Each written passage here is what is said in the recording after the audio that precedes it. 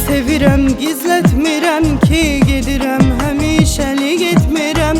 Gəl desən, tez gələrəm. Gözümdə canlanır xəyal, yenə də ayrılıq dərd olub sənə də, mənə də. Öl de, sözsüz ölərəm. Ağlama, ağlama, yadlar sevinər, anam eşidər, qəlbi üzülər. Ağlama bu həsrətin xatirinə. Buludlar dolarsa yağışlar yağacaq, gözümün yaşında torpaqda doyacaq.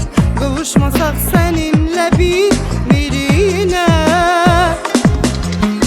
Mən səni istəyirəm, hər zaman gözləyirəm. Həsrətə dözməyirəm, sevgilim. Mən səni istəyirəm, hər zaman gözləyirəm. Həsrətə dözməyirəm, sevgilim.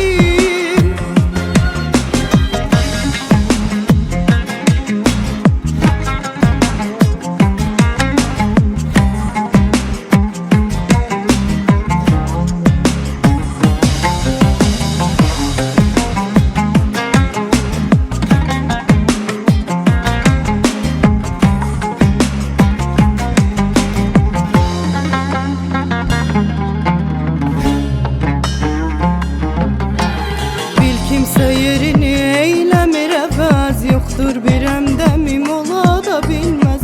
Sən tək mənim üçün. Belə bir qanun var əzəldən, ey yar, aşiq öz yarının eşqi ilə yaşar. Mən də tək sənin üçün. Hönkürüb ağlamaq istəyir qəlbimdən, uca dağları aşardı dərdim. Qayıtsan tezliklə mənim yanıma.